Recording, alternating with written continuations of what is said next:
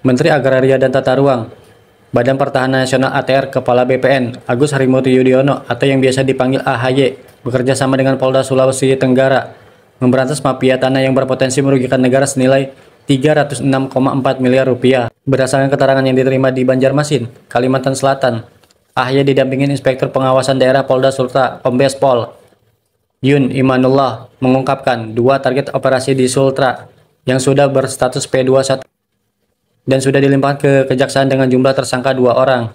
Dari operasi ini, kita memiliki pembelajaran penting. Walaupun korban sudah punya sertifikat hak milik, tetapi saja mafia tanah bisa merampas tanah miliknya. Pembelajaran yang kedua, meskipun awalnya korban dikalahkan oleh pengadilan, tetapi pada akhirnya sertifikat yang dimiliki korban pula yang bisa menyelamatkan kekayaannya.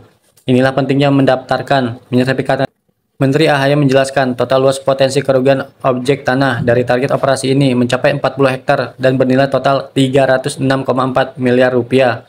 Jumlah tersebut berdiri dari kerugian masyarakat sebesar 297 miliar rupiah dan kerugian negara berupa biaya perolehan hak atas tanah dan bangunan BPHTB serta pajak bumi dan bangunan PBB sebesar 1,4 miliar rupiah. Keberanian korban melaporkan kejahatan mafia tanah ini menyelamatkan negara dari potensi kerugian sampai 306 miliar rupiah. Ini sangat besar.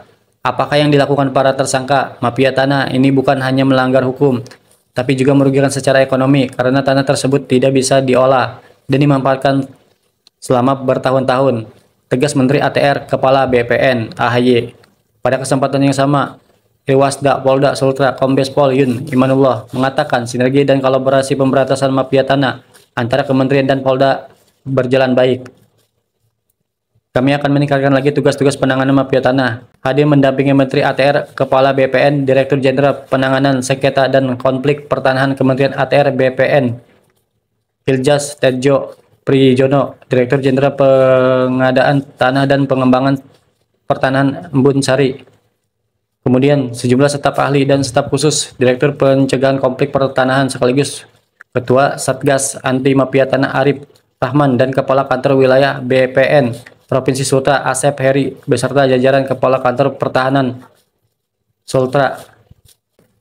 Turut hadir juga perwakilan Kejaksaan Negeri Sultra, Forkopimda Sultra, Polda Sultra beserta Kapolres Sulawesi Tenggara.